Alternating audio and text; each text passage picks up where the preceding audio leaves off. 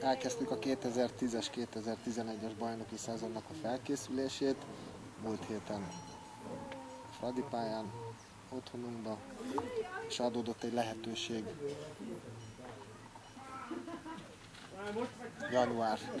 január-február környékén Bunkoci László úrral találkozván,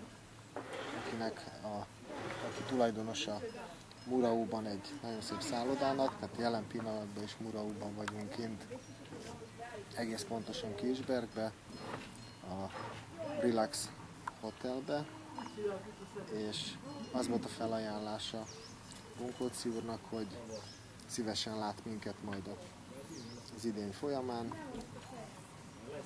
Kijöhetünk edzőtáborba megnézni ezeket a lehetőségeket, itt készülni, és minél többet beszélgettünk róla, annál komolyabban kezdett érdekelni minket a lehetőség. Nem volt szándékunkban különben komoly edzőtábort tervezni, de évek óta a Gábor, ahogy én megismertem, megoldja ezt a nemes feladatot a saját környezetében.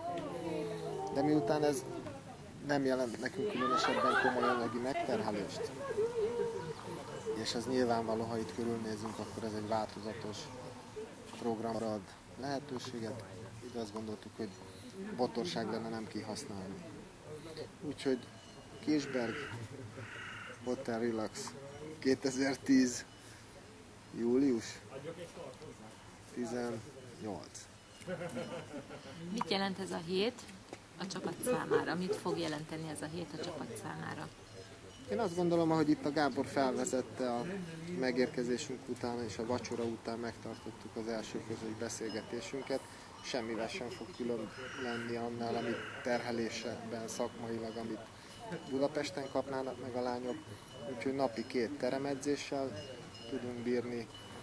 Ami érdekessége, hogy már edzőmérkőzés van, a Hippóval lekötöttünk 2 edzőmérkőzést, úgyhogy kipróbáljuk magunkat. Túl vagyunk az első napon. Hogy telt ez az első nap? Milyen volt az utazás, milyen a csapat hangulata? Hát az utazás az hál' Istennek tökéletes, szintén hozzá vagyunk szokva egy bizonyos kényelemhez, az Orange buszai tökéletes megoldást nyújtanak nekünk már a hazai mérkőzésekre szállításilag.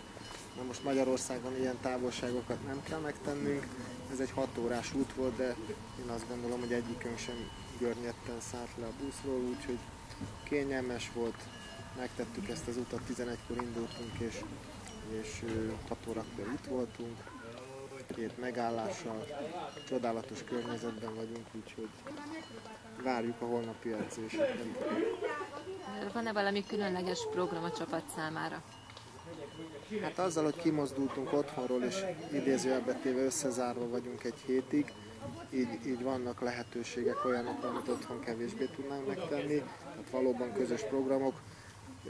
Azzal, hogy 6-7 új játékos van a csapatban, így megmozgatta a fantáziáját a korábban itt lévő játékosoknak, úgyhogy lesznek mókás feladatok, avatás, illetve kihasználjuk a hotelnek az adottságait, nem csak a környezetet, hanem bent a hotelen belül van kellemes wellness lehetőség, vagy sauna, úszoda, illetve olyan szórakozási lehetőség, ami az edzések után egy picit kikapcsol.